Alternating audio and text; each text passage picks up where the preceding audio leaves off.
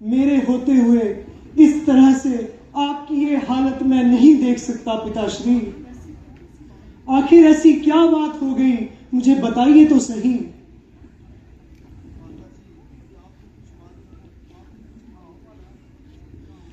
माताश्री, पिताजी तो कुछ कहते नहीं। अगर आपको ही मालूम हो तो कृपया आप मुझे बताइए। हाँ, मालूम तो सब है बेटा, और इसका उपाय भी तुम्हारे हाथ में। माताश्री, अगर ऐसी बात है तो शीघ्र अतिशीघ्र बताइए और मेरा संदेह मिटाइए। बेटा, बात तो बड़ी मामूली सी है, अगर पूरी करो तो बताओ। माताजी, आश्चर्य तो ये है कि आज आपको भी मुझ पर शक हो गया। सुन जननी सोई सुत बड़ भागी, जो पितु मातु वचन अनुरागी। हे माता, वो पुत्र बड़भागी है जिसको माता पिता के वचनों का पालन करने का मौका मिले। इसलिए अगर आप मुझे इस दुविधा का कारण बताएं तो मेरा जीवन धन्य हो जाए। जल्दी बताइए माताश्री।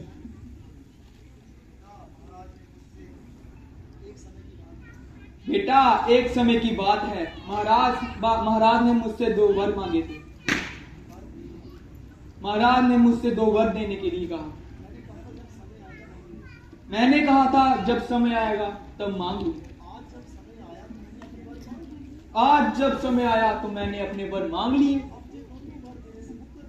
अब महाराज दोनों वर देने से मुकर रहे हैं।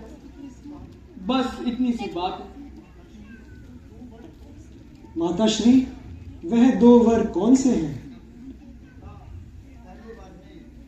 बेटा, पहले वर में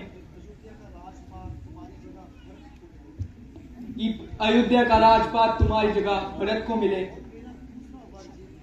और मेरा दूसरा वर ये था कि तुम 14 वर्ष के लिए जंगलों में चलो। अरे माताश्री, बस इतनी सी बात के लिए पिताश्री की यह हालत हो गई। हाँ बेटा, बात तो कुछ भी नहीं, पता नहीं ये यूं ही परेशान है। माताश्री, यह तो साधारण सी बात है।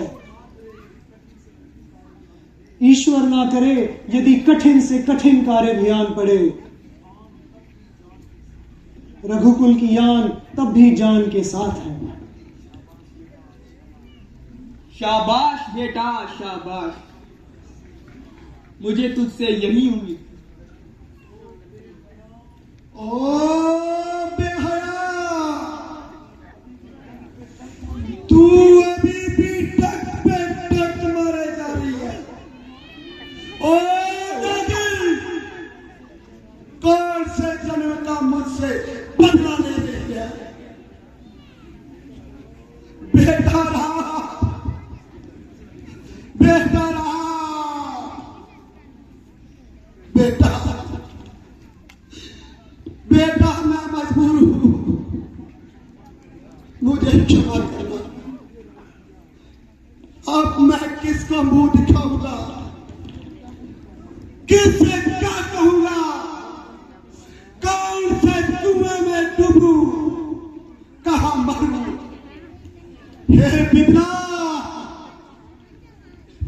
हे ईश्वर। पिताश्री, अपने आप को संभालिए पिताश्री। इस मामूली सी बात के लिए आपको इस तरह धराशायी हो जाना शोभा नहीं देता पिताश्री। माताश्री, मैं आपकी आज्ञा का पूरा पालन करूंगा। आप पिताश्री का ध्यान रखिए। मैं माता कौशल्या से आज्ञा लेकर अभी आता हूं। ठीक है बेटा, जैसी तुम्हारी इच्छा।